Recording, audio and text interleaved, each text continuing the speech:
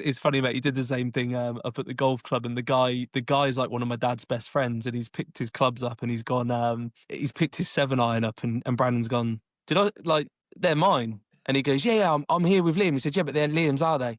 Like that. And he's obviously joking. But by the end of 10 minutes later, he's like inviting him. He's like, yeah, when you come to the Belfry for the British Masters, let me know. And da-da-da-da-da. So it's, but yeah, no, he's funny. It's very kind of dry, the humour, for sure. But it's, once you get to know him, you realise there's, like yourself, mate, you realise that it's just, he's just having you on.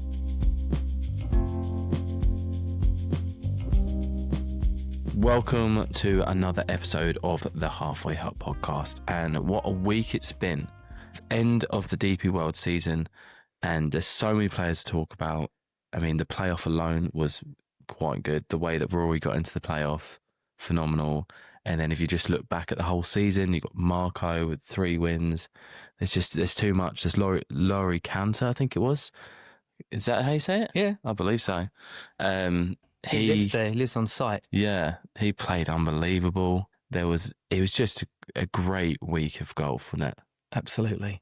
I mean, this episode is actually introducing a coach of one of the players that was there, and we'll come to that in a moment. I think it's interesting you say that, a season finale review, which I think we said we'd do. When we did the live one, we said we were going to do this. Oh, yeah. Perhaps we'll have an opportunity, because the plan is to get a couple of players on just to talk about their year. Yeah. Yeah, you're right. That particular tournament was, it's a beautiful place, isn't it?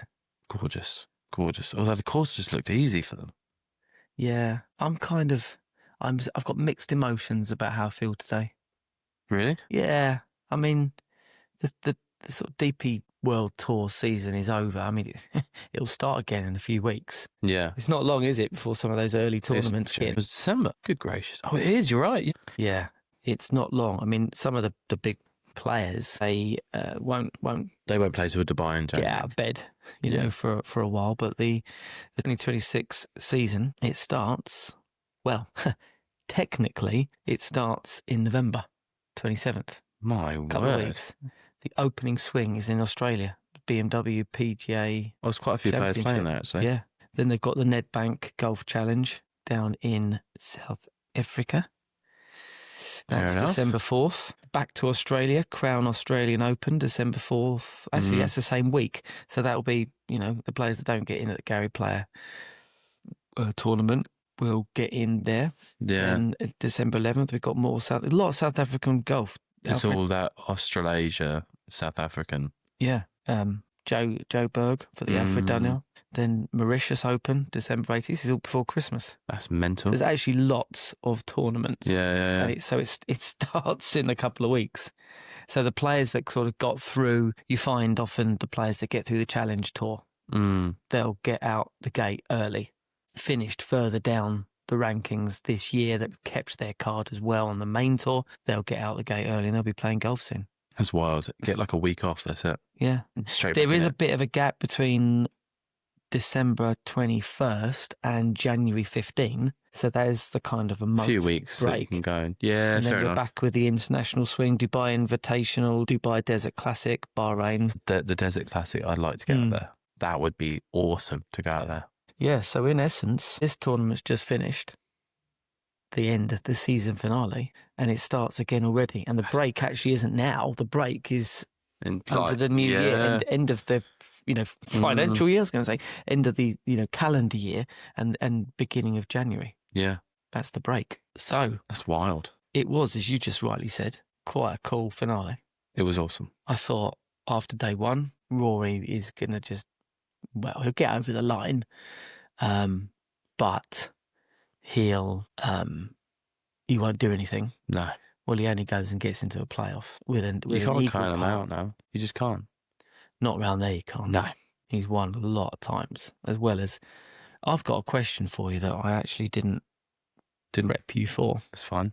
Do you think it's fair that he gets to win the race to Dubai pretty much most years because he wins a couple of massive tournaments that are co-sanctioned? Yes. Okay. Why shouldn't he? Shall I give you my take on it? If you want to, yeah. I have no issue with him winning it. Yeah. That's not the problem whatsoever. I feel if you're going to be given the opportunity to win, I think he should have to play more tournaments. I think there should be more contributing. There's a minimum that he has to play. I think that should go up. Well, there's a minimum he has to play to, one, be in a Ryder Cup, and two, keep his card. Yeah, because if he hadn't won the Masters and the Irish Open, I think he played like a very I don't know what it was. What's the minimum?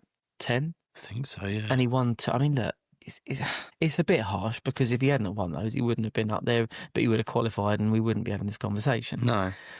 So I do get it. But those two, well, certainly the Masters gave him so, and he usually wins a biggie each year, doesn't he? Give him so many ranking points. Yeah. And it's like, hang on a minute. Most years he wins the race to Dubai, but he's hardly ever over here. Should it be increased by 5 so that we see him a little bit more? Okay. But if you take, I doubt, a lower level player who just goes absolutely crazy one year and gets into one of the big events, wins that, and then they win the race to Dubai because they won that big event, what's the difference? I just looked down the list of players in the top 30 of the race to Dubai, top 20, something like that. Yeah. And many of them played 25 and above tournaments. Okay. Some played over 30. Yeah. So they're... But that's their main tour. Oh, I get what... I mean, yeah, they didn't have any other choice. Exactly. But what I'm saying is it was a bit like the Man City days, the last 10 years. Everyone knew they're playing for second, pretty much. Yeah. I feel that he should be allowed to play on the DP World Tour. I feel he should be allowed to compete, but I feel that he shouldn't be allowed to win it unless he plays 15 to 20 tournaments. Yes and no. I think because he plays the PGA Tour as well, and then you've got all the majors. Yeah, that's his choice. But that's a lot. But then he should sacrifice some of that. If he wants to win and be crowned the race to Dubai champion, he should sacrifice. But he did. He went and played India. He's going to play Australia. They're lower level. Well, I know. Well, I'm sure he was paid to turn up at these. Oh, places. 100%. But he still went and played for love. Yeah, I know. I get that. And you can't knock him because when he goes to one of these big events, he could just wet the bed and miss the cut or something, and then he's nowhere. He still does well. Irish Open. It's a biggish event. Yeah. He went and won it. Like, you can't. There's many other players that are much lower level that got into that tournament that could have won it, and they didn't. I don't know.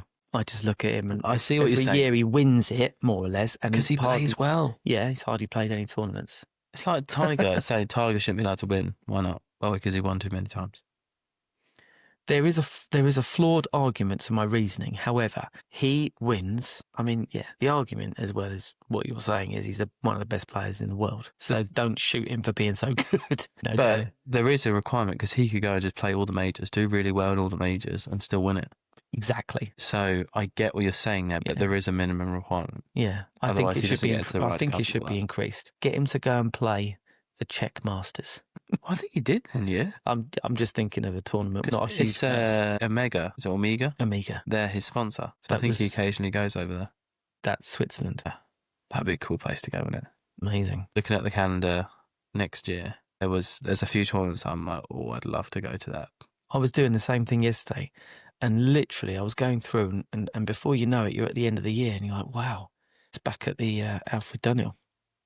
Oh, I have to go to that one. St. Alfred's, wow. So yeah, I don't know. I just thought to myself, on one hand, he deserves to do what he likes. Mm-hmm. But on the other hand, I've always come at it from the player that doesn't necessarily, the journeyman. And you got somebody like Marco that had a really good year, won 3 times, and he still was nowhere near. Yeah, but that's the point. He won 3 times. He had the chances to do well at the big events, and he didn't do it. So maybe there needs to be. I'm going to stop talking. Like Marco played at the Irish Open, and he played at the British Open and missed the cut. He played at the BMW. You basically have to have a really good tournament at the big events, don't you? Exactly. You have to win them or come in the top 10. Exactly. Someone like Tyrrell Hatton, he finished quite high up, and he's not even on the European race. You know what I find so funny tour. is that he was what, 3rd or 4th, and he didn't get a PGA Tour card because he's banned. I thought it was quite funny. I'm like, he's actually technically qualified to get back on. Yeah. And you're like, nope, he's not coming back on. Yeah. Yeah, it's true. That's wild. Wild. So, I mean, fair play to Rory. Yeah. Yeah. Should other players be given an opportunity that play like 30 odd tournaments a year? Yes. But at the end of the day, I suppose you're right. If they don't play well enough, then they don't deserve to win the race to Dubai. Essentially, yeah. But it'll be interesting to see what he does next year, how many tournaments he plays. Well, I think we spoke about this the other day, and you said about him concentrating on the majors, and I do think he's going to do that. Yeah, I heard it somewhere, but I don't know if it's actually verified. I mean, he's not getting any younger. Do you reckon Tiger's got into his ear about it? Don't know. Because it's the only stat that he could potentially get close to is the amount of majors that someone's has. It's interesting because when you look at Tiger and the way he swings at the ball, Rory has an insane amount of clubhead speed. There's other players catching up, if not slightly overtaking him, that are younger, but Rory isn't getting any younger. He's heading towards 40. But it doesn't look like he's slowing down either. No, but he won't be able to swing like this forever. No. So he probably needs to look after himself. Yeah. Now, very athletic, very fit, probably has got a number of years left in the tank, but at some point, his weapon, shall we say, won't be his distance and speed. He was hitting his 3-wood the same distance as most people that are hitting their driver this week. Yeah, because he's still at the peak of his game. Yeah, so he's probably got 4 years left at that. He's 36, so you'd say that he's at his peak. Well, like Justin Rose is still playing well. Yeah, that's true. But Justin Rose, Phil Mickelson won a major in his 50s. You just don't know anymore. No, you don't actually. With the modern game, you just have no idea who's going to win. Unless Scotty Scheffler's there, then it's highly likely he's going to win. Yeah, it was a great playoff final. Unreal. Fitz, what a man. He's had a good year as well. In fact, he has had a good year. Great year. Fleetwood's had a great year. Fleetwood's had what? Lowry's had. You see the stat of Lowry? He's like these last 18 rounds of golf were all in the 60s. That's mental. Not one round over 70 in competitive play. Have you ever had a round in the 60s? No. That's mental. Yeah. That's going to change. We're going to get you shooting under par. You're going to get me shooting under par. I tell you who has said we. Huh? I said we are, not just me. I have to say, and a big shout out to Toby Graves. Legend. He has really done me a solid with the new grips on the Avoda irons. I felt that was the problem for me. And we went to the range, didn't we, over the weekend? You were striping it. And I was not blocking them right. They're going dead straight. Yeah. So I'm looking forward to getting out on the course later. It's a very crisp but cold day here. Temperature's dropped out of nowhere. Yeah. It's not like that in Dubai. So the 2026 season, my friend, is upon us. It is. Lots of planning. Things will not just happen. So lots of things to look forward to. I feel, as I said earlier, I started saying I felt a bit sad, didn't I? Yeah. Marco's leaving the tour that we've come to follow very, very closely. We'll still be able to see him play golf, of course. Yeah. And he deserves to have a crack against the best players in the world on the main tour. But he's moving to America, taking his family over and the dog. So wish him all the best. Absolutely. Can't wait to see him play some of those courses out there, though. Yeah, I hope we get to see him back at some tournaments. He's probably got to give it a good old shot over there and play a lot of PGA Tour events. I think, for some reason, I can't remember if I heard this correctly, but because he was the top spot of the PGA Tour cards, he, out of all the cards, gets to get into all the signature events. Only him. Over here? Over there. Right. So he gets to play... what's it called? The Players. He gets to play Arnold Palmer. All these amazing. Yeah. I don't think Pebble Beach is a signature at all, but he'll probably play that as well because it's a course that he'd probably fall in love with. But interesting year ahead. Oh, I can't wait to see him hit Hopefully driver on some of those courses. Well, yeah. Hopefully, he'll be at the Open. He's qualified for that. Yep. Hopefully, we'll see him at Scottish. Hopefully, we'll see him at the BMW. I reckon so. You just don't know. He might just have to really concentrate for his first proper year on the PGA Tour, depending on how the year's going, and just knuckle down and crack on. Yeah. But yeah, for sure. It will be interesting watching him play from afar over here and see how he performs. Great lad, great year. Unreal. Looked like it was probably a bit too much in the end. Rory had a bit too much of a lead, and of course, whilst he had a reasonable tournament, it was Rory's to lose, wasn't it? Yeah, it Coming was. second, there was no way. No way. I don't even think if Rory came second and Marco had won this weekend, whether he could have picked him. It had to be, because I looked it up the other day. Rory would have had to come third or worse, and Marco win for Marco to win. Oh, okay. So he properly shut the door on Marco, didn't he? No matter what. Yeah, Marco had to win basically, or come second. I think. Yeah. Okay. First or second would have done it. So basically, another one of our friends of the show had a great year, and he got in at the last spot. Yeah, played well. The DP World Finals. Brandon. What a legend. He just, I was watching an interview with Tim Barter and him as he was walking down the fairway. Yeah. He was asking him a little bit about, Rory and what's it like playing with him, etc. I thought he could have concentrated on Brandon's game a little bit more, rather than how do you feel playing him? What's it like? Well, let the man concentrate. He's a great player. Yeah, He's really, really well. However, those questions are always going to come, aren't they, when someone like Rory's in the area? But he's big smiles in life. He's now played a whole year on the main tour, been to every venue that they're more than likely, maybe less one, that are going to go back to. So he knows what he needs to do next year. Absolutely, yeah. And he's getting even better. I'd like to get a game in with him. That'd be nice. Yeah, I think he's off to America for a few weeks. Yeah, because I think he lives out there, doesn't he? Yeah, before it all starts going again. But if he comes back over, we'll have to go to America. Yeah, I think Josh, what a shame. his mate Josh Oddie is over in Dubai, isn't he? I think so, yeah. Chucked something out on Instagram the other day, saying, "What, for a game?" I was like, "Yeah, I will." Fly me over. Yeah, he's got to get over there.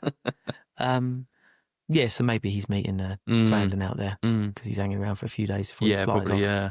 But anyway, yes, the reason why we're talking about Brandon is because we have his coach, Liam Robinson, on the podcast this week. And it was so fascinating to find out what it's like to be we spoke to Jerome last week, but we got a few more insights on what it's like to be a tour player's coach, but also the differences between an amateur and a tour pro, what it's like coaching the different levels of play. Yeah. It was quite interesting, wasn't it? Yeah, very interesting. Been wanting to get him on for a while as well. He's had a busy year. And we had a fantastic chat, and also spoke to him about his app. It's not, well, it is an app, but it's a product that he and his team have put together, a Tour Golf network. And I actually joined up this weekend. Did you? Oh, well done. Had a little look around. So I'm looking forward to getting into some of those drills. Nice. Maybe, getting involved with some of the events that they're planning. Not necessarily behind the scenes, but just going along. So he was very up for us getting involved and absolutely, utilising it. You can't get a lesson with him for love nor money. No, you really want to, don't you? Even on the app, I think his date's up to June now. I've almost gone. Yeah. Up to June. So this is one of the hottest coaches in the game. Liam Robinson, as you said. He is a tour coach, played on tour. Yeah. Making waves on tour. And I think it's only just the start for him. Absolutely. I mean, he was an ex-footballer as well. Yeah. Went and played on tour and then came into coaching, and it's just everything he goes into, it seems to go well. So yeah, it's a all-round great guy. Absolutely. So sit back and enjoy this one. Hope you do as much as we enjoyed talking to Liam, and then see if you can take some little tidbits out of it as well. Thanks for joining us, Liam. It's been an absolute pleasure. We've met a couple of times. Obviously, we spoke to Brandon on our podcast before. He was one of the first people that gave us some of his time, and that was a wonderful chat. Obviously, that's led us to talk to him a little bit more. I met you up in Scotland, and again, really wanted to talk to you specifically about some of the things you're doing with your players, and obviously with TGM, which we'll go into a little bit more as well. So appreciate your time. No problems at all, mate. Looking forward to it. Awesome. So yeah, I mean, Challenge Tour, as it was called back then, 16, 17, 18, 19. I think you skipped 20, 21, 22, 23. So you're fairly fresh off tour yourself in terms of being an active European tour player, travelling around Europe, obviously. How much of that has shaped your coaching approach to the game? It's obviously had a big impact on it, mate, for numerous reasons, I guess. Number one being that you kind of know what it feels like, and your ability to communicate with the guys when you've probably played half the courses and all that kind of stuff. It obviously makes it makes it a little bit easier. But also obviously what I think a lot of my own self-exploration as a player, having to do it in that environment, and then being able to go and test it at a very high level, I think it just helps them with the confidence when you're delivering information as a golf coach too.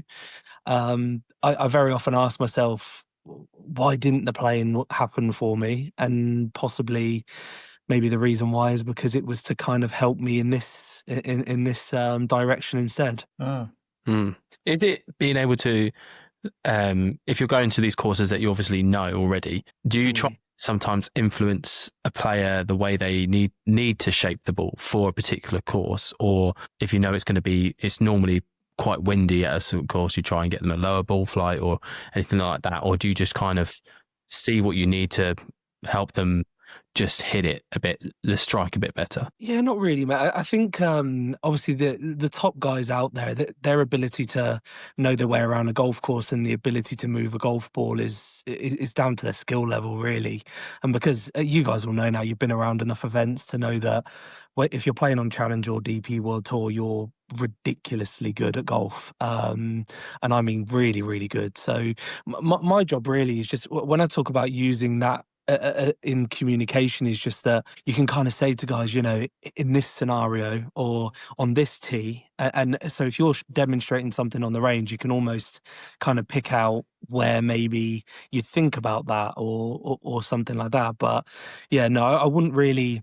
I certainly don't have anything to do with kind of players planning their ways around golf courses or what shot they want to hit. It's kind of, they generally come to me with that and we stick to it. And then, like I said, generally anything above that then is generally skill level. So being able to move the ball, flight the ball and stuff like that. You've got your core techniques or your base techniques, and then you've got your skill around that, which is then what allows you to kind of move things around a little bit. It's interesting. I mean, off the back of that, I've thought this question about half an hour before we sent you the link. I don't want to downplay anyone on any tour. The Challenge Tour, for example, you played that number of years on that, and you must have played against some amazing golfers. You no doubt had some great experiences in your own game to get there yourself. But when you started coaching some of these players that played regular European Tour, DP World Tour stuff, and let's just take Brandon as one example at the BMW, decent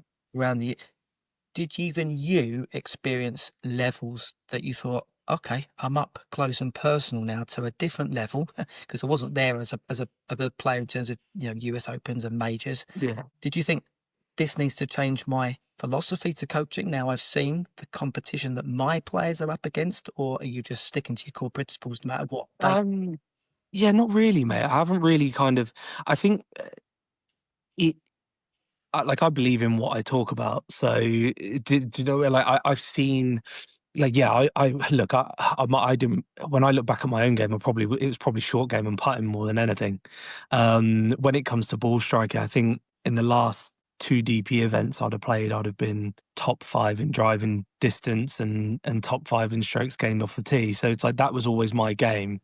So I think in myself, I went and tried to see everybody. I spent a lot of money on golf coaching myself, so I think I've kind of experienced all avenues. And I think that when I was to go up to the next levels, like say when you're at the BMW and stuff, it's not really about feeling like you've got to do anything different. It's just knowing how to get a player to. I always work through 3 principles. It's like strike, start line, and curve. And generally, if you can get somebody in a position where they know they're going to hit it good, they know they can start the ball where they want to, and then they can move it both ways, generally you're going to be in a pretty good spot. So a lot of that, I think, from me comes from where I've hit so many golf balls myself. I kind of know when something tends to look a certain way that they're not going to be able to do that thing that maybe they're trying to do. So I wouldn't say that it's impacted I wouldn't necessarily it's impacted the way that I coach. I would say it's definitely impacted the way that maybe I saw myself as a player in regards to, we're all, when you're trying to give it a go, you don't really know when to stop. And I think if I'd have seen how good they are at every single aspect of the game, I probably would have stopped playing a lot earlier. But in regards to the coaching, I wouldn't say kind of the further up I've gone through, it's necessarily made me change the way that I see things, or because it doesn't really matter who's in front of me. If you're giving somebody your best, you care about them, and you kind of know how to manipulate the ball, I think you're generally going to be pretty good at what you do. So yeah, no, I wouldn't say the scenarios changed anything. But it's definitely kind of opened my eyes up to different things for sure. Yeah, no, that makes perfect sense. You say, well, you're quite heavily involved in social media yourself. You seem to either be putting something out on YouTube or Instagram, or someone's brought a What camera is to a lesson and said, "Can we record?"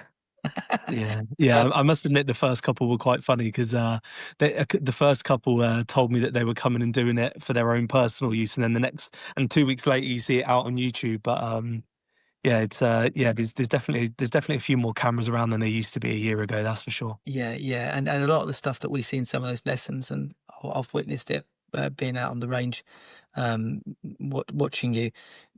Are there core things that you feel you will constantly teach to every player, no matter what their level, depending on, because you talk about his movement, don't you? I know Kris Mm. would sort of touch on that a little bit, but we see these towels that you smack into, these bags that you smack into, Yeah. one-handed drills. Is that Yeah. something unique to you?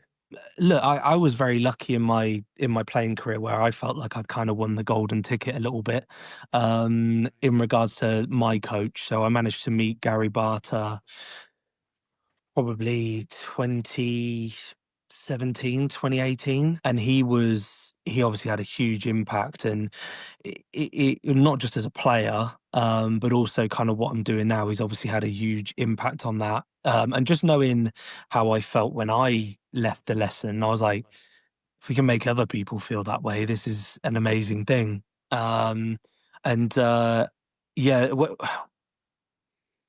the, the, I don't know, mate. It's difficult because there are things that I'm constantly looking for, is probably the best way of putting it. Like I see things as collisions. So when I watch people move, it's like, well, I'm always looking for, if somebody's doing that, what would then that do later on in the swing? And then what's that going to do on the golf ball? So when anybody first comes into a lesson with me, first thing I always do is just say, look, for 10 minutes, I'm not going to say anything. I'm just going to watch you hit balls. Then I'm kind of taking in the sound. I'm taking in where it's starting, how it's moving. And when I say sound, I mean off the face and in the ground. And then from there, I'll then get a video, but the video, I'm already, because of the way it sounds and where the ball's going, I kind of know what I'm going to be looking at. Yeah. And I call those collisions. And what I mean by that is it's something that's preventing the body from working naturally. What I ideally want for every golfer is to be able to make a backswing, make transition, and release the club in the most natural way possible. Look, we have a lot of drills. Are there more that I use? Is there some that I use more than others? Absolutely, because certain drills can fix two or three different things. So you could be using the same drill, but for a completely different reason. The principle realistically within it all is just that if somebody moves well and they understand how to use the weight of the club head effectively, I believe that that allows the club and the body to work the most efficiently it can. So would the theory be the same with everybody? Absolutely. But am I getting people there the same way? Absolutely not. There's hundreds of ways that I'll get people to move how I want them to, or which kind of thing that you emphasize the most. So yeah, there's lots to it.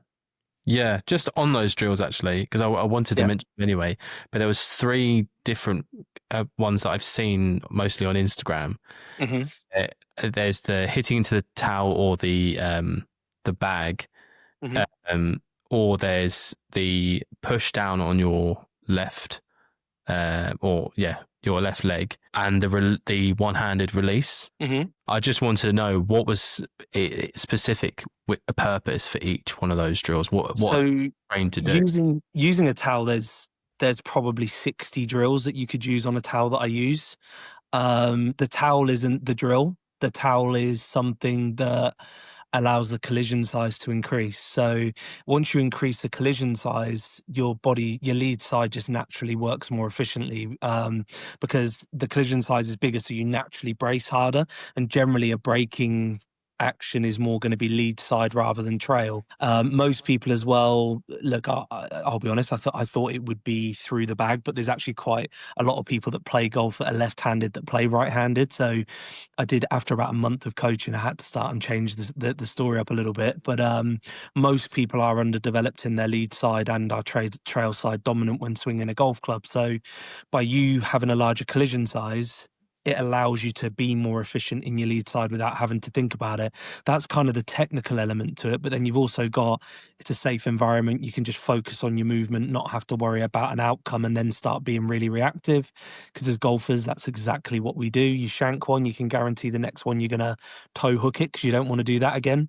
So it gives you a controlled environment. It also means you can just do it in your garden, mate. So you can do it anywhere in the world. That's the purpose behind the towel. There isn't specifically one towel drill.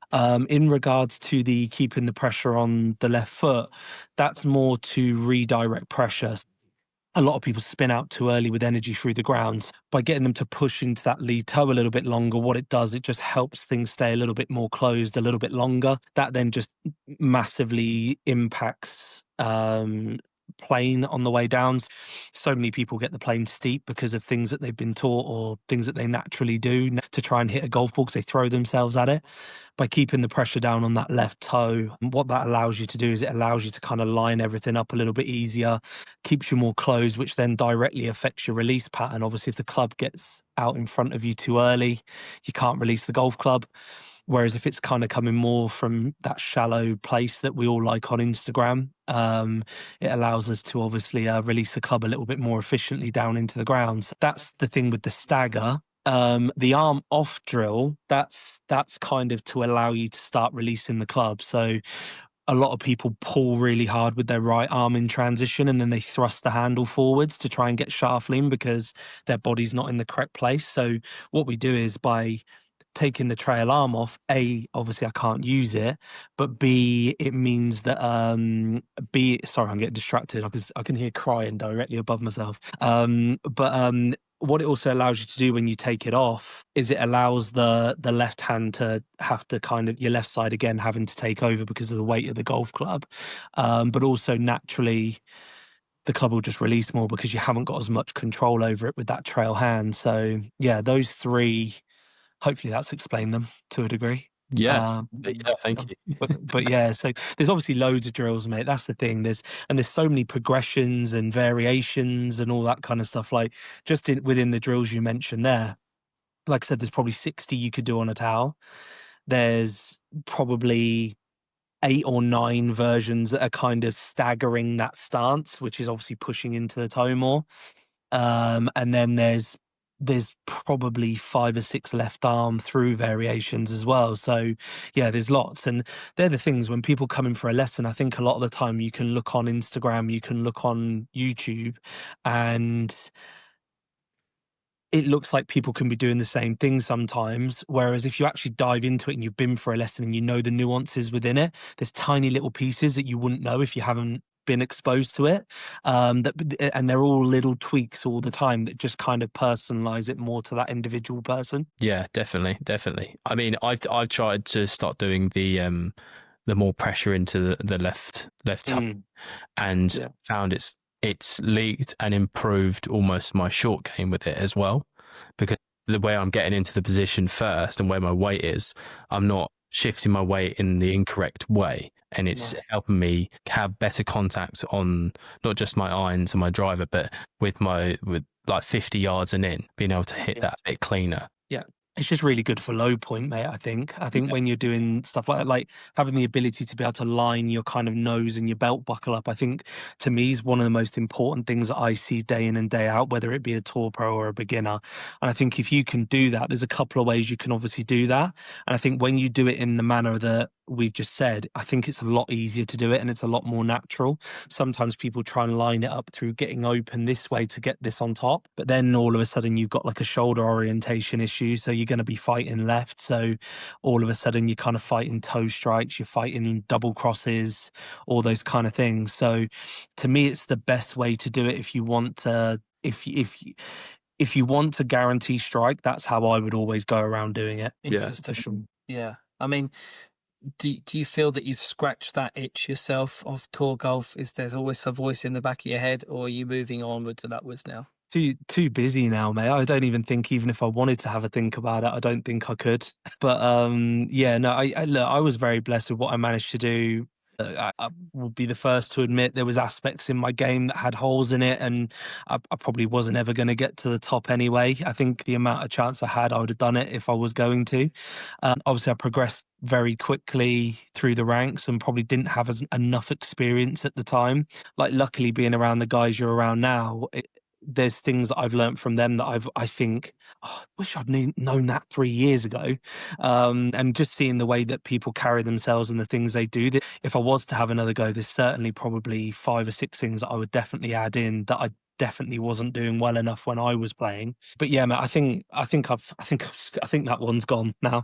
I weirdly probably enjoy playing more now than I ever have, in regards to I don't get the chance to do it very often. So when I do, I try and do it at a nice course and kind of build the day up a little bit and do a little bit of practice before I go play. And yeah, it's a much healthier relationship for me, I think, than what I had when I was playing as well.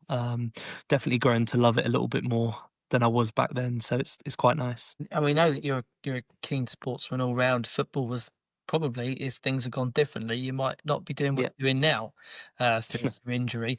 But going back to the coaching side of things, did you pick up anything from your time at Coventry and perhaps other coaches that you met outside of golf that you think have helped you manage your tour players, as well as just teach them how to play golf? Mate, it's really, possibly, mate. Yeah, there's certainly a couple of people that have had a big impact on me, probably as a human. I'd say more than anything else. Like when you're at Coventry, come across a couple of probably really important people in my life. One of them I still speak to a little bit now, called Dan Harris. Dan has weirdly known me since I was 12 years old, and he was a sports scientist at Coventry at the time, and at like 14, they tend to start you at like 14 on learning technique for weights and all that kind of stuff. So I got to know Dan then, and I was very young when I was getting into like the under 18 youth team and stuff like that. So I was coming through at like 14, and I was around Dan quite a lot. And weirdly, we kind of reconnected probably about four years ago. And he's somebody that I would pick up the phone to if ever there's anything that's going on, or I'm struggling with anything. He's definitely somebody I'd always pick the phone up to, because he's worked in the Champions League with Celtic. He's worked at Birmingham in the Premier League, Coventry in the Premier League. He's worked with Olympic squads in South Korea. So he's got a great CV himself. He still works with the PFA now. So he's probably had the biggest impact. But in regards to learning from coaches, I'm not overly sure it's a transferable thing, mate, if I'm honest. Like, the games are so different. Like, being a football manager, it's like, oh, run through a brick wall for me. Whereas golf, you can't really run through a brick wall. It's got to be a lot calmer. So I think, I've been very lucky in my golf career to have been around a couple of very good communicators, and learn how they deliver information and when. But I think the playing side of it, mate, I think that's probably the biggest indicator as to how I try and deal with players. And even that, it's been a learning curve this year massively. Some players don't want to communicate other than once a week just to say, yeah, it's good.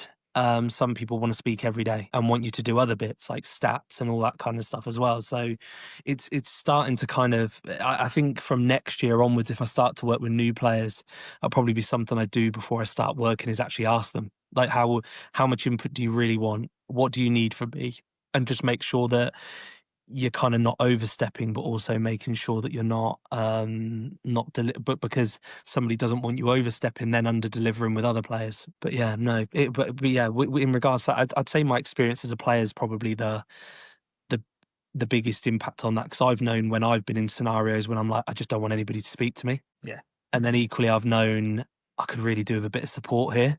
So a lot of the time it's a guessing game. Like you honestly could get off the phone and your guy shot 6 under, and you get on the phone and you think he's going to be buzzing. He's literally like spitting feathers because he's not won or something like that. Whereas you'll have other times when you'll get on the phone and they've missed the cut and you're expecting them to be a bit grouchy with you. And it's like, yeah, I was pretty good this week. So it's really unpredictable.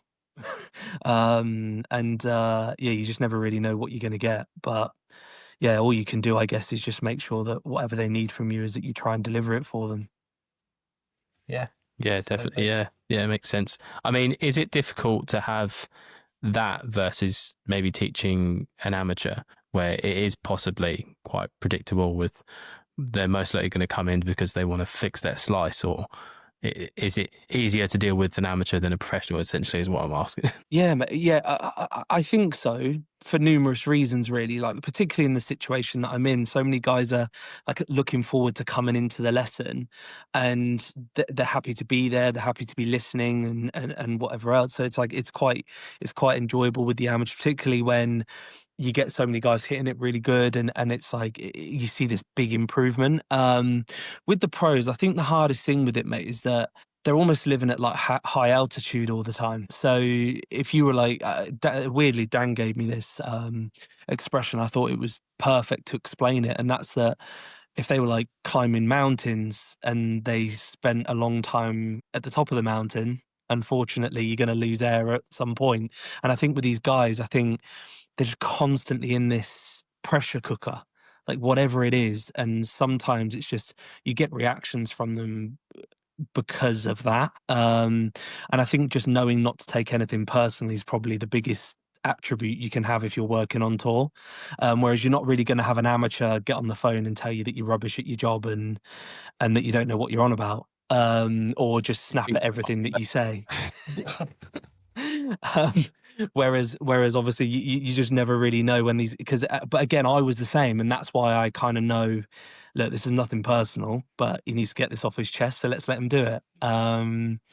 But yeah, no, it's definitely easier with the amateurs and the pros, but some of the best experiences I've ever had have been with the pros, like watching putts hold on the last to make cuts, watching guys trying to win tournaments, or like with Brandon, like that second week in Scotland, like watching every hole coming in and watching him run away with that. It's like it gives you the highs that are just crazy and things that you'll never forget. But yeah, it's just sometimes it's just knowing how to just kind of be around that scenario all the time, because it's always going to have more pressure, it's always going to be more stressful, it's always going to have more highs and lows, but you get to make some amazing relationships and obviously and get to experience other people's journeys with them, which is a blessing. Yeah, and of course, Brandon had a cracking result of the weekend. Just talking about him there, he's made it to the tour finals. Yeah, yeah. It's great being part of a team like that, isn't it? To see him build successes together, even though he's the one that has to put the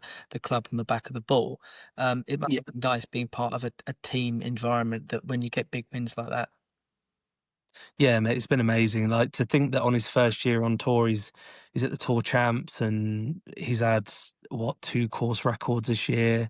Obviously, it's all credit to him, mate. His ability is sky high, and yeah, he's obviously starting to put it together, isn't he? And I think obviously I've known Brandon for a while now. Again, we're just really lucky, like just really fortunate that he gave me an opportunity last year. I hadn't been coaching full time that long when we did, and obviously we managed to get off to an amazing start, and to see where we've gone from from that first conversation, sat in the car driving to the K Club to now is it's been amazing. But I would have I wouldn't go out of my way to say that I don't believe the story's anywhere near being over for him. That's for sure. I'd be shocked if he's not winning and stuff like that next year, and then kicking on from there. Yeah. But he's done amazing. I mean, the guy has got, in my opinion, having met and spoken to a lot of talkovers over the years, an amazing attitude. Amazing attitude. Unbelievable. Yeah. Yeah, unbelievable. Definitely one of his strong points. Yeah. That's for sure. Yeah. It seems He's just so positive all the time. Like, that's the big thing. Like, most of the time, it's just he like we literally we joked about it last night, and I said digging in for every shot every week does matter. And he was like, and the one thing about him is you just know 99.99999% of the time the score he posts is the best he could have done that day. Right. Whereas some guys like will just go miss the cut anyway, whatever. But he even the way he's got in, mate. Like, you look at what he's had to do. He shot 6 under in the final round to get the last spot. I mean, it's just like that to me just sums him up. But yeah, his drive and his determination, his positivity are amazing. Yeah, not too sure about his nasty little sense of humour. It's not. He was horrible to me in the driving range. Was he? You didn't tell me that. Andrews. I was taking a club. Yeah, it was a bit. Yeah, yeah. I have to stress for all our listeners, it's a sense of humour. He's not nasty, but yeah, He's not. No, but he can be a little bit he can be a bit short sometimes, and if you don't know him, yeah, you could definitely take it the wrong way for sure. But when you get to know him, you realise that it's just he's constantly on a wind up. Yeah, well, it was, and you have to know someone, don't you? And he was like, "Yeah, you can." I think he said something like, "Yeah, you can take pictures of my clubs if you want," because I had not. To be fair, and then I went, "I'm sorry." He went, "What are you talking about? Of course I'm joking." But as soon as he said it, I was like very quick to say, mate, he's only joking, just so that you knew. But yeah, no, it's funny, mate. He did the same thing up at the golf club, and the guy's like one of my dad's best friends, and he's picked his clubs up, and he's gone, he's picked his 7-iron up, and Brandon's gone, they're mine? And he goes, yeah, I'm here with Liam. He said, yeah, but they're Liam's, are they? Like that. And he's obviously joking. But by the end of like 10 minutes later, he's like inviting him. He's like, yeah, when you come to the Belfry for the British Masters, let me know. And da-da-da-da-da. So it's, but yeah, no, he's funny. It's very kind of dry, the humour for sure. But it's, once you get to know him, you realise there's, like yourself, mate, you realise that it's just, he's just having you on. Yeah, no, it's funny, mate. He did the same thing up at the golf club, and the guy's like one of my dad's best friends, and he's picked his clubs up, and he's gone, he's picked his 7-iron up, and Brandon's gone, they're mine? And he goes, yeah, I'm here with Liam. He said, yeah, but they're Liam's, are they? Like that. And he's obviously joking. But by the end of like 10 minutes later, he's like inviting him. He's like, yeah, when you come to the Belfry for the British Masters, let me know. And da-da-da-da-da. So it's, but yeah, no, he's funny. It's very kind of dry, the humour for sure. But it's, once you get to know him, you realise there's, like yourself, mate, you realise that it's just, he's just having you on. Absolutely. I mean, we met him right at the beginning of this year, didn't we? Well, we spoke to him on the podcast. Yeah. Second show, actually.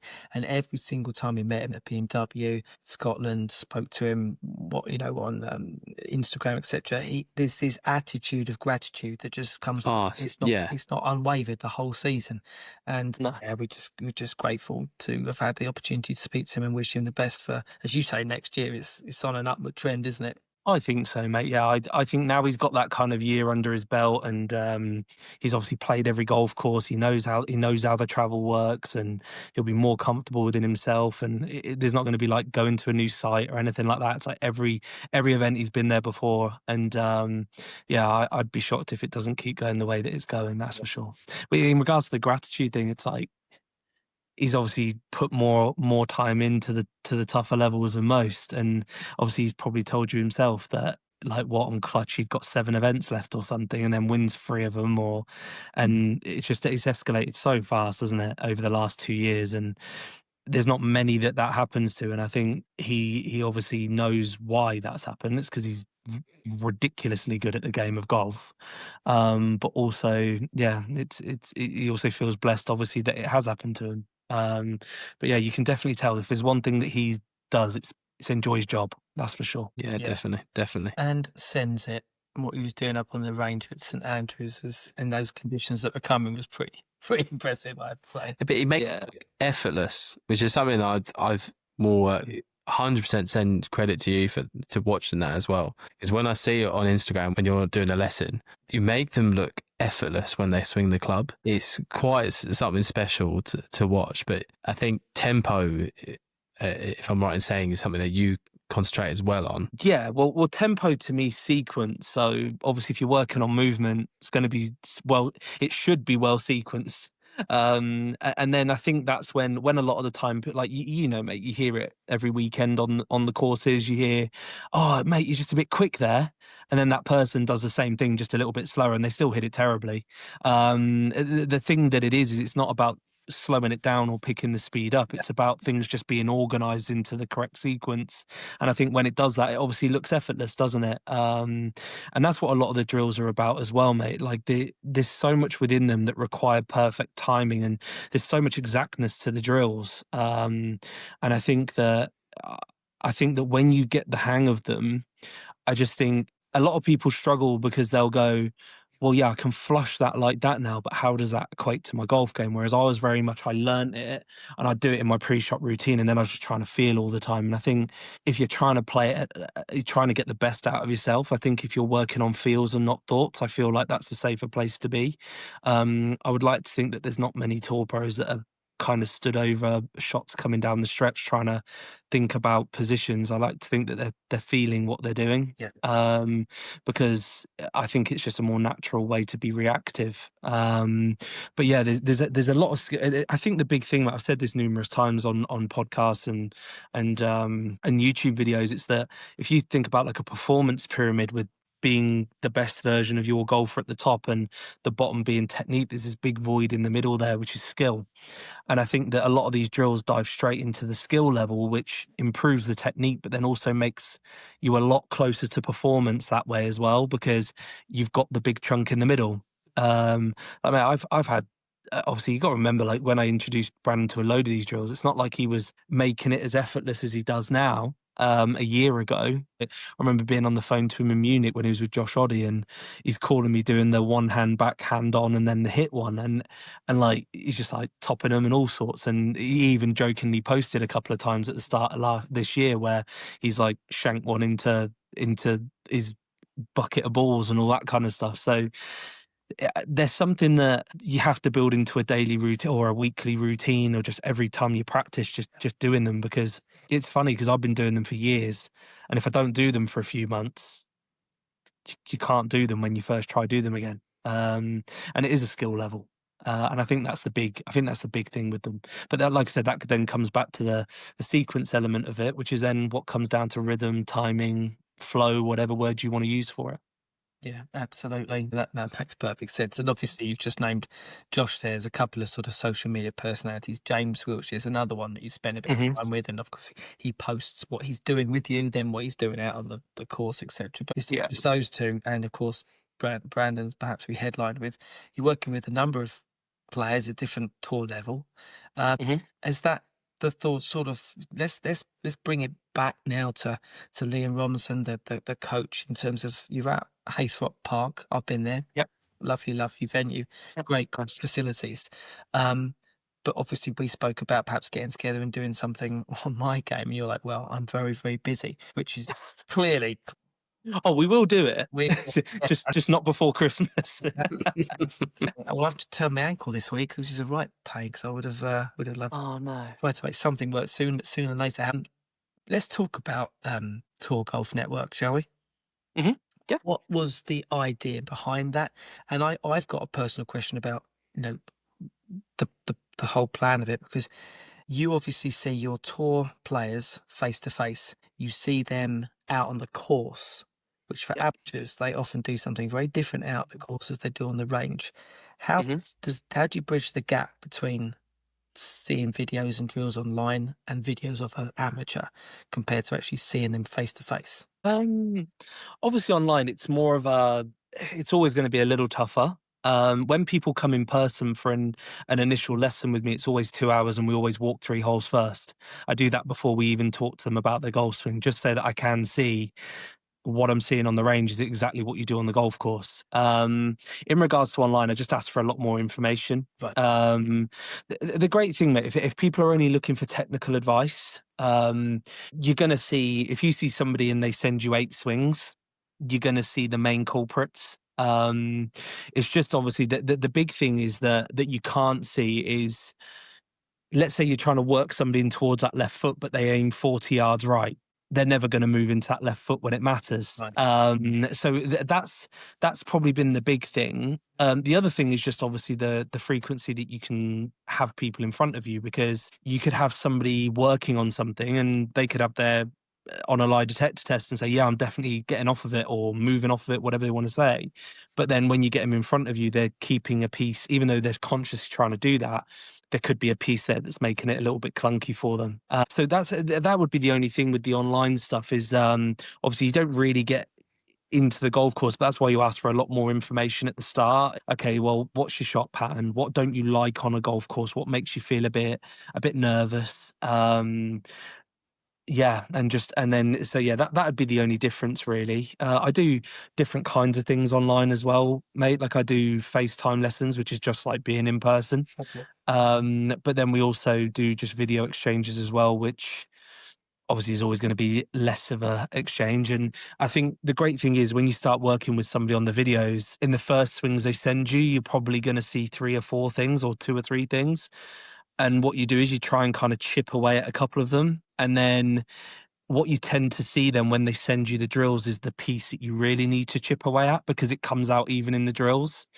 So yeah, so that'd be the difference really. But I gotta be honest, mate, both work really, really well. Yeah. Whether it's in person or online now, the FaceTime stuff's brilliant. Yeah. Feel like I'm there. Yeah. Do you know what I mean? So it all works very, very, very well. Technology's been not great in some ways, but it's been incredible in some ways being a golf coach for sure. And of course, you get out something what you put into it, and what you're prepared to work on in between lessons with anything. And at the end of the day, from what we can see, you're getting access to tour players, because I know Brandon's put some bits and pieces on there. You're getting access to a tour coach in yourself and your team for a fraction of the price and the availability than you would if you were seeing you in person. So how's it gone down in terms of the feedback and the growth? Mate, it's done amazing, to be honest. I think we're at like 1,300 members already. Wow. It's doing really, really well. And the thing is, we're constantly trying to make it better too. The idea behind it initially was just, look, I was struggling for sponsorship as a player. And initially when we launched it, it was just on a Facebook group, me and a PayPal account, and me just uploading content into a free Facebook group that was closed. And it was thinking back to it was nuts really. But the idea was to kind of give an insight into what I was doing every week as a player. And then I got really busy with the playing and wasn't as consistent with it. I built we started a basic website for it and had a few issues with that, and it was just a bit clunky, but it pretty much had kind of fizzled out. And then once I then decided to get back into, once I started kind of the coaching element more full time, I've been coaching for like 12, 14 years. I mean, like seriously, where it's all I think about and all I do. Luckily, with a friend of mine, went into business with him, and we kind of decided to put a lot of money into it, get a new website, get the content all professionally done. Then since then, we've moved into an app. And now the content's way more structured, and we're probably going to rejig that again a little bit soon as well. But I think there's something like 80 odd videos in there now, and it ranges from kind of all the towel drills to short game to, we've got Jamie Donaldson, the aim point coach and putting coach, who's Brandon's coach too. He does all of our putting content. We've got Jamie Greaves, who's one of the best kind of golf fitness instructors in the country. He does all of our fitness side of things. We've got Scott Cleland in there who works on the Wilson tour van. He talks about the kind of clubs and just educating guys on what they should be looking for. And so I guess the idea behind it, if you wanted like a script of it, I guess it's to give you a tour team for 16 quid a month. That's the plan. And within that, then you've then got the Facebook group, which is like a big community group that you've got 1,300 guys who are obviously thinking about similar things and happy to give advice. I'm in there, Jamie's in there, like we've got lots of guys in there. And then most recently, we've also added Coach Now into the mix, where you can be working on the drills and you can send in for a drill review with one of the guys that work under me. So like Leon Frick is in there, for example, who I work with. So you can grab one from him and they'll just make sure that they're not trying to coach you like I would. But what they're trying to do is try and make sure you're at least doing the drills exactly how they're designed, so you're getting the best benefit from them. It's really quite quickly becoming like a one-stop shop for golf, mate, really. Obviously, Brandon's in there now as an ambassador too, so he does reviews after his tournaments in there, so you can kind of be a part of his journey and a little bit more personal with him. So there's so many parts of it. And this year we've done 4 golf days. Like we've got discount codes for everybody. Like there's just so much in there, mate, to be honest, for what we charge. And my idea was just pretty much just giving back to the game, mate. Really, I've been so lucky and so blessed to experience some incredible things, and it's one of those things where you kind of want it to be accessible to absolutely everyone, and a lot of information in golf isn't. So to be able to give everybody this whole kind of tour level experience, where you've got tour coaches, tour players, tour club builders, tour fitness coaches, and you can have that for 16 quid a month, that was the plan with it, and I think we've done all right so far. So 1,300 members, just say 100% you have. We're sold, aren't we? Yeah. Yeah, we're doing all right. We're doing all right. And obviously the thing with that is we're just trying to just kind of grow that and make people more aware of it. And all we keep doing is just keep trying to improve the product all the time, is put all the money straight. I guess like, right, what could we do next for you guys? And like adding in the Coach Now and stuff, it's giving you a hub within your TGN kind of environment that allows you to work on your game, get feedback from guys. Everybody who's keen on their game and putting their swings in are all in there talking to each other, and it's the community element of it's just amazing. And that was always one of my favorite things, even at the start, is having a community of people together that are all like-minded, trying to get better, and they're all there to help each other. Amazing. What it's brilliant that we've started talking about for our own games is utilizing, certainly in this country, if you live in South Africa, they're just coming to their summer, but utilizing the next few months effectively. Have you got any thoughts on that? It's a bit of sort of a curveball question, really, in terms of the things that people can work on over these rather nasty and colder months, so they can come out fighting their best, other than using the app, because I think we're going to talk about that on our show notes, and we'll continue to sort of share things on that. But just as amateur golfers in the UK, what sort of things would you say that they should be working on over the next few months? Well, I think there's a couple of things, mate, really, that particularly seeing guys, particularly in the UK, and it's that they kind of go to the range all winter and then they play all summer, and they never seem to get the best out of themselves and from either side of it. So I would always just try and say to people, always try and keep balance, always try and chip away at all aspects of your game. And if you are going to make big changes, just really know why you're trying to change it. Like, are you trying to change it because you want to look different, or are you trying to change it for something that's actually going to have a positive impact on your game? And I think so many guys start getting obsessive this time of year with, oh, I need to have the club more in front of me, or, oh, I need to get my wrist condition more like that. And then they go out in the season and play 10 times worse. I think having a kind of a lot of feedback on yourself. Like we talk in TGN a lot about feedback loops. I think if you can have certain areas where you know you're working on certain parts of your game. So on a Saturday, I go and do 20 minutes chipping before I play 9 holes or whatever it is, and just having a structure, really. I think that's the biggest thing. And I think making the most of the time you do have, because not many of us have a lot of time this time of year to really work at our game. I think being very forward thinking and just having a plan for that's probably one of the most important things you can do. Because that's what I see a lot of people waste a lot of time. Just going to the range and bashing 200 balls thinking they're getting better and leaving hating themselves. How often do you see that, or done it yourself? I was going to say, I do that pretty much every single time. Exactly, mate. And I did as well. And I know when I made the biggest jump in my playing career, I didn't really go on the driving range. I'd come back from like Australia for the first time, and I was doing a lot of towel work, a lot of smash bag work. And then if I wanted to hit a ball, I'd do it into a net, and then I would go out and play lots. And I just think if you can create a plan where don't, because it's winter, not putt for 6 months, or don't chip for 6 months and then expect to come out in April and May and be amazing around the greens and hole in putts, because you won't be.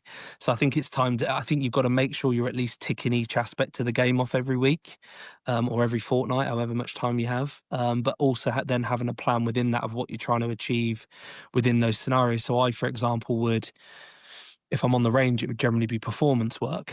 So it'd be to a target or whatever. It wouldn't really be a technical session, whereas I'd do my technical session on a towel. I used to have at our old house, I used to have a cage in the back garden, a swing cage. I used to go in there and I used to do all my towel work at home. So I had a different environment to break up what I'm trying to focus on in that certain scenario. That's amazing. Yeah. And all of those drills and all of that structure can be shared with fellow golfers in the Tour Golf Network app, no doubt. Yep.